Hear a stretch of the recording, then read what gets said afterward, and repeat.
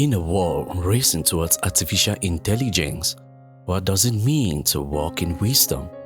Everywhere we look, algorithms are learning faster, machines are thinking smarter, and software is shaping how we live, work, and even how we worship. AI now writes emails, generates images, gives advice, and even mimics human voices.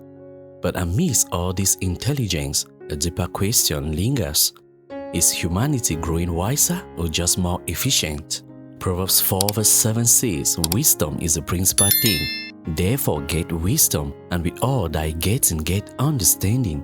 The Bible doesn't warn us against knowledge, but it consistently reminds us that knowledge without godly wisdom can lead us away from truth.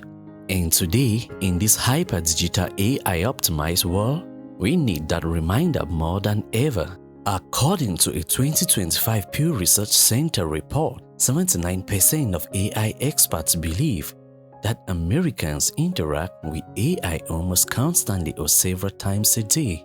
These tools don't just inform us, they shape our desires, habits, and decisions. AI models process hundreds of billions of words, drawing patterns from the collective intelligence of humanity.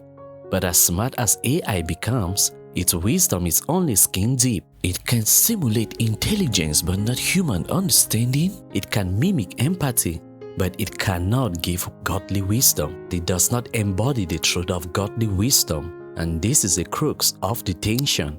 We are becoming more dependent on intelligence that lacks soul, while often neglecting the eternal wisdom that never changes. James 3:17 says, "But the wisdom that is from above is first pure, then peaceable, gentle, and easy to be entreated, full of mercy and good fruits, without partiality and without hypocrisy." No algorithm can replicate that. In our pursuit of smart tools, something subtle has happened. Many have begun to worship tools, to value output over obedience, to elevate optimization over transformation.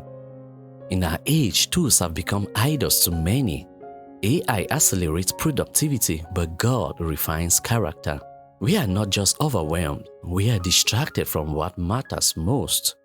Ecclesiastes 7 verse 12 says, "Wisdom is a shelter as money is a shelter, but the advantage of knowledge is this: wisdom preserves those who have it." AI can give us data, but only wisdom preserves our hearts. This is where Christian minimalism becomes more than a lifestyle. It becomes an act of spiritual resistance. It means choosing what is eternal over what is merely efficient, choosing to be still in a world that never stops calculating. Romans 12 verse 2 says, "And be not conformed to this world, but be ye transformed by the renewing of your mind, that ye may prove what is that good and acceptable and perfect will of God." The renewing of the mind doesn't happen by feeding it with more AI content, more information, or more digital wisdom. It happens when we retreat from the noise and align ourselves with the mind of Christ and meditating on the Word of God. The Apostle Paul writes in 1 Corinthians 2 verse 16, "For who had known the mind of the Lord, that he might instruct him? But we have the mind of Christ." The world is building smarter AI minds, but God is calling us to renew ours. This is why silence is sacred, why discernment is more powerful than data, because spiritual depth cannot be crowdsourced.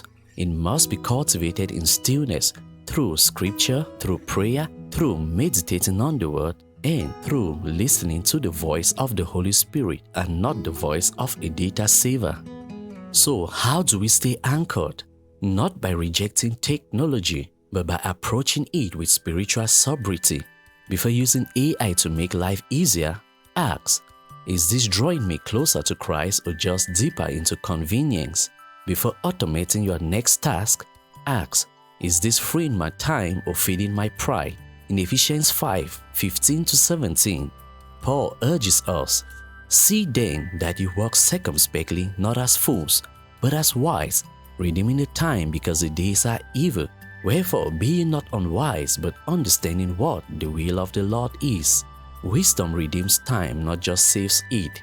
Wisdom simplifies, not just automates.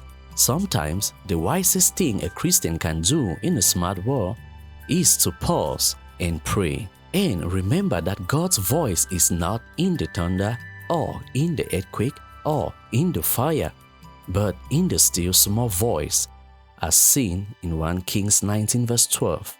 Artificial intelligence will keep evolving, new tools will emerge, tasks will become easier, content will multiply, but so will distraction, so will pride, and so more temptations to be led by smart systems instead of the voice of the Holy Spirit. But we are not called to be automated, we are called to be anointed and walk according to the leading of the Holy Spirit. To be a people who build their lives on truth, the Word of God, not trends, who choose stillness in a world of scrolls, who remember that the fear of the Lord is the beginning of wisdom. Not the fear of missing out is the beginning of wisdom, but the fear of the Lord. So here is a question I leave you with. As the world gets smarter, will you get wiser? Will you let your life be shaped by code or by the wisdom of Christ and by the mind of Christ?